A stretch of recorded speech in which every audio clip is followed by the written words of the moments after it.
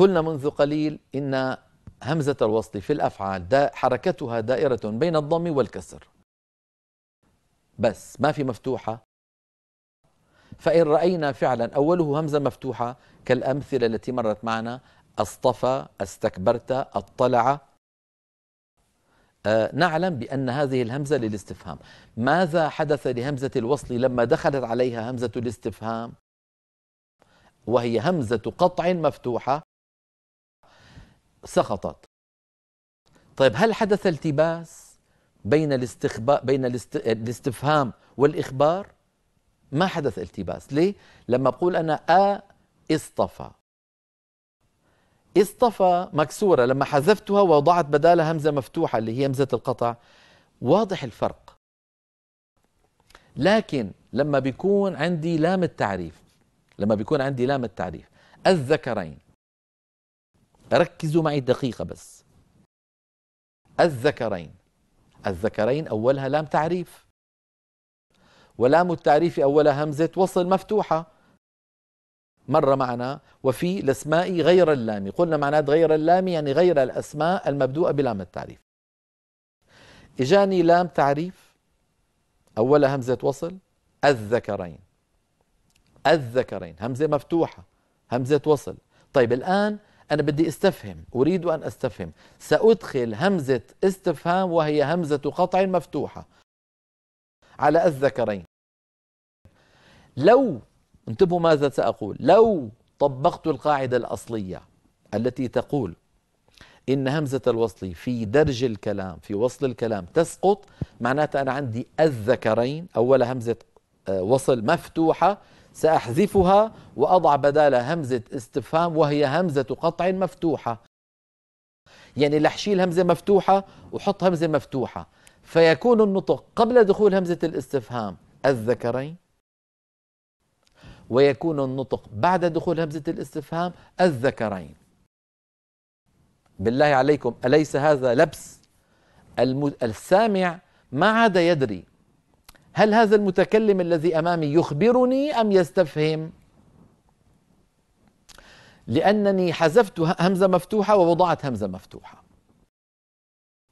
ففي هذه الحالة الوحيدة وهي دخول همزة الاستفهام وهي همزة قطع مفتوحة على همزة الوصل في لام التعريف وهي همزة وصل مفتوحة، خالف العرب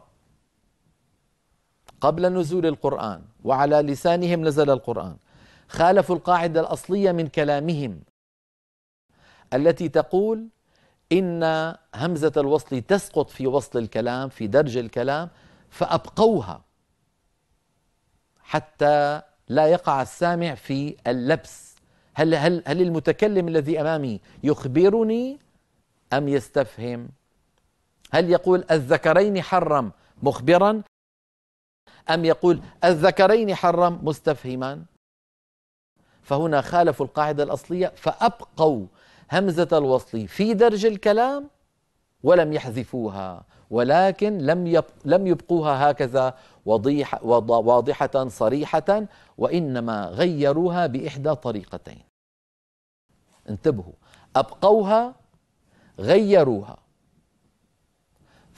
فالذكرين لا يقولونها هكذا صريحة، الذكرين حرم لا يقولون هكذا، يبقون همزة الوصل حتى يفرقوا بين الخبر والاستخبار أو الاستفهام، فأبقوها لكن غيروها. فبعض القبائل كانوا يبدلونها ألفا، فبدل ما يقول الذكرين يقول الذكرين حرم، الله أذن لكم. انتبهنا؟ إذن أبقوها لكن غيروها بإحدى طريقتين. الطريقة الأولى أبدلوها ألفا، الله، الذكرين، الآن. والطريقة الثانية التي كانت تفعلها بعض القبائل أنهم سهلوها يعني نطقوها مسهلة بين الهمزة المحققة وبين الألف، هكذا الذكرين، الآن، الله، ولم يقولوا أبدا الله، الذكرين، الآن، بهمزة صريحة نقية محققة، لم يفعلوا ذلك. انتبهنا الله يسلمكم.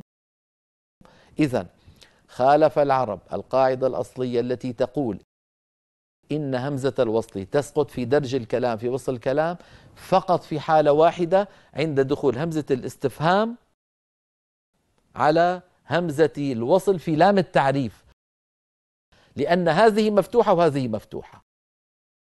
لو حذفنا همزة الوصل ستلتبس صيغة الاستفهام بصيغة الخبر.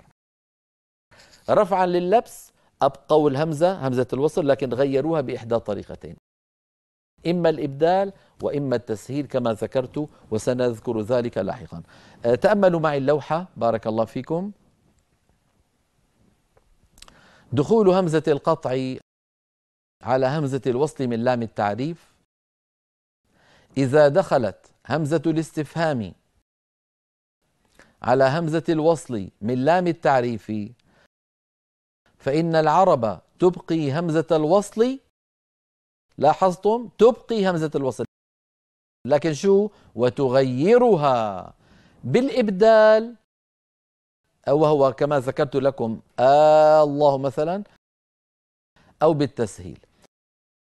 وهي في رواية حفص يعني عن عاصم في 3 كلمات.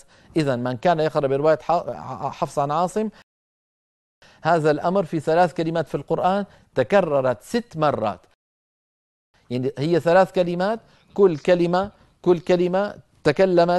كلمة تكررت مرتين، فصاروا 6 مرات. الكلمة الأولى كما نرى الله يسلمكم هي دخول همزة الاستفهام على كلمة الذكرين، الذكرين، فصارت بالإبدال الذكرين. هذا كما تذكرون أيها الإخوة مد لازم كلمي مثقل يمد بمقدار 6 حركات، أو إن شئت فقل 3 أضعاف المد الطبيعي، هكذا: قل الذكرين. والأسلوب الثاني الذي كانت تفعله العرب أنهم يسهلون همزة الوصل فيقولون الذكرين كما ترون في السطر الأخير، وعلامته في الضبط في علم الضبط أن يضعوا فوق الألف دائرة مطموسة الوسط كما ترون باللون الأزرق، الذكرين، ويكون نطقها كما ذكرت لكم بين الهمزة المحققة والألف، هكذا: الذكرين، الذكرين. سنأتي لبقية الأمثلة بعد الفاصل، فانتظرونا بارك الله فيكم. الآن ورد في سورة يونس مرتين دخلت همزة الاستفهام على همزة الوصل، أصلها الآن، يعني في هذا الوقت تفعل يا فلان كذا، الآن. فلما دخلت قلنا بأن العرب أبقوا همزة الاستفهام لكن غيروها إما بالإبدال ألفا أو بالتسهيل بين الهمزة المحققة والألف. أما الإبدال مثلا كلمة الآن وهي الكلمة الثانية، الآن وقد، هذا بالإبدال. بالتسهيل الآن وقد،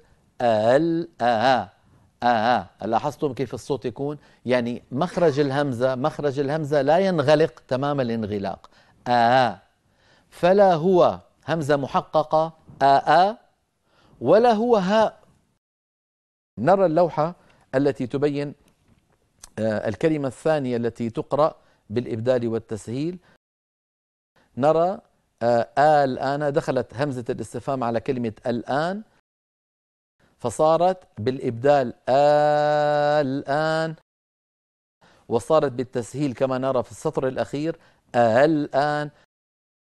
أعود فأذكر شكلها في علم الضبط إن كانت مبدلة كما ترون في السطر الفوقاني العلوي فوقها علامة المد، أما إن كانت مسهلة فشكلها كما ترون في السطر الأخير فوق الألف دائرة مطموسة الوسط. نأتي إلى المثال الثالث والأخير، وقد تكرر أيضا مرتين في القرآن العظيم، وهو دخول همزة الاستفهام على لفظ الجلالة. فإن أبدلنا همزة الوصل من لفظ الجلالة نقول الله، وإن سهلنا الهمزة نقول الله. يعني نقول مثلا الله أذن لكم، أو نقول قل الله أذن لكم، الله خير أما يشركون. ونقول بالتسهيل الله خير أما يشركون. هذا ما يتعلق بدخول همزة الاستفهام، وهي همزة قطع مفتوحة، على همزة الوصل من لام التعريف، الحالة الوحيدة التي بقيت همزة الوصل في درج الكلام ولكن بقيت مغيرة إما بالإبدال أو بالتسهيل.